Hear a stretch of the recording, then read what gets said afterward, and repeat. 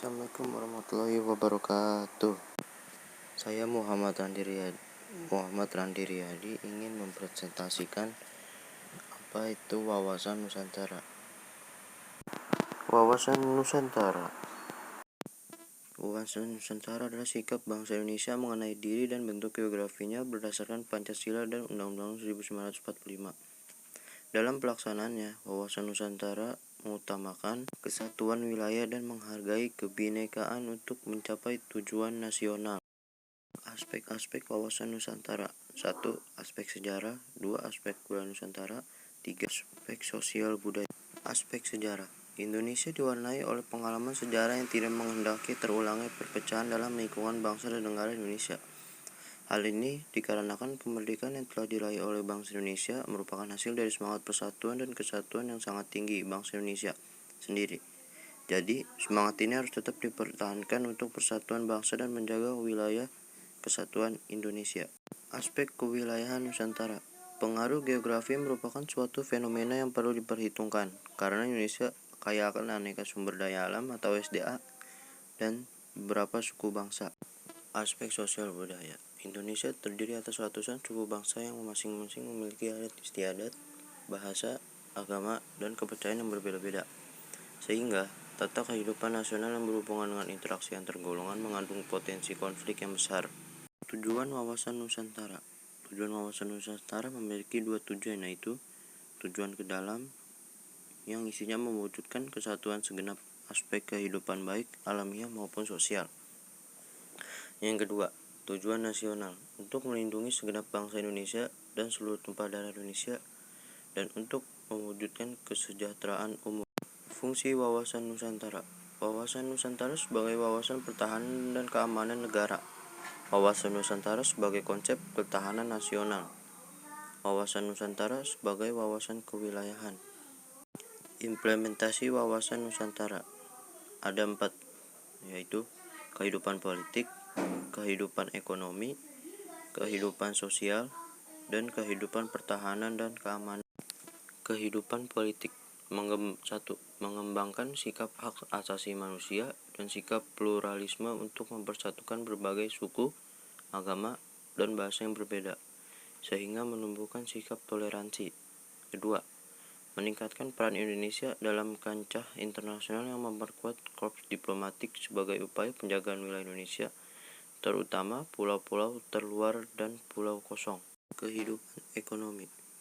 1. Pembangunan ekonomi harus memperhatikan keadilan dan keseimbangan antar daerah. Oleh sebab itu, dengan adanya otonomi daerah dapat menciptakan upaya dalam keadilan ekonomi. 2. Wilayah Nusantara mempunyai potensi ekonomi yang tinggi, seperti posisi khatulistiwa, wilayah laut yang luas, hutan tropis yang besar, hasil tambang dan minyak yang besar, serta memiliki penduduk dalam jumlah cukup besar.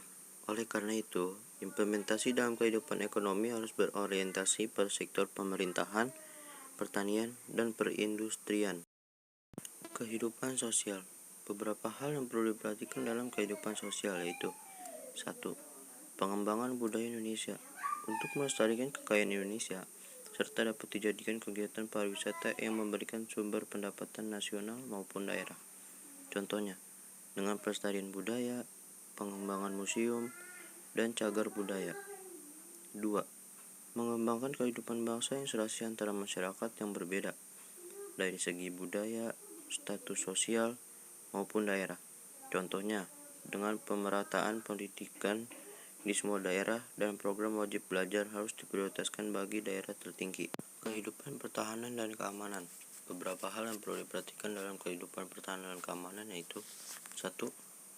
Membangun TNI yang profesional serta menyediakan sarana dan prasarana yang memadai bagi kegiatan pengamanan wilayah Indonesia, terutama pulau dan wilayah terluar Indonesia. Yang kedua, membangun rasa persatuan sehingga ancaman suatu daerah atau pulau juga menjadi ancaman bagi daerah lain. Rasa persatuan ini dapat diciptakan dengan membangun solidaritas yang hubungan erat antara warga yang berbeda daerah dengan kekuatan keamanan. Unsur-unsur wawasan Nusantara. WADAH adalah panjangan dari Wujud wilayah, tata kelengkapan organisasi, tata inti organisasi. Isi wawasan Nusantara. Tata laku wawasan Nusantara mencakup dua segi, batiniah dan lahiriah. Wujud wilayah. Batas ruang lingkup wilayah Nusantara ditentukan oleh lautan yang di dalamnya terdapat gugusan ribuan pulau yang saling dihubungkan oleh perairan. Oleh karena itu, Nusantara dibatasi oleh lautan dan daratan serta dihubungkan oleh perairan di dalamnya. Tata inti organisasi. Bagi Indonesia, tata inti organisasi negara didasarkan pada Undang-Undang 1945 yang menyangkut bentuk dan kedaulatan negara, kekuasaan pemerintah, sistem pemerintahan, dan sistem perwakilan. Tata kelengkapan organisasi. Wujud tata kelengkapan organisasi adalah kesadaran politik dan kesadaran bernegara yang harus dimiliki oleh seluruh rakyat yang mencakup partai politik, golongan dan organisasi masyarakat, kalangan perseluruh aparatur negara, yang dapat diwujudkan demokrasi yang secara konstitusional berdasarkan Undang-Undang 1945 dan secara ideal berdasarkan dasar filsafat Pancasila. Isi wawasan Nusantara. Isi adalah aspirasi bangsa yang berkembang di masyarakat dan cita-cita serta tujuan nasional yang terdapat pada pembukaan Undang-Undang 1945. Untuk mencapai aspirasi yang berkembang di masyarakat maupun cita-cita dan tujuan nasional seperti tersebut, di atas bangsa Indonesia harus mampu menciptakan persatuan dan kesatuan dalam kebinekaan dalam kehidupan nasional. Tata laku wawasan Nusantara mencakup dua segi, batiniah dan lahiriah. Tata laku merupakan dasar interaksi antara wadah dengan isi yang terdiri dari tata laku batiniah dan lahiriah. Tata laku batiniah mencerminkan jiwa semangat dan mentalitas yang baik dari bangsa Indonesia.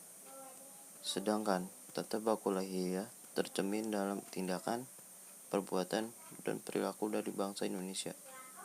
Tata laku lahiriah merupakan kekuatan yang utuh dalam arti kemanunggalan, meliputi perencanaan, pengawasan, dan pengendalian. Dan demikian yang dapat saya sampaikan. Apabila kata-kata saya kurang berkenan, saya mengucapkan mohon maaf. Wabillahi taufiq wal hidayah. Wassalamualaikum warahmatullahi wabarakatuh.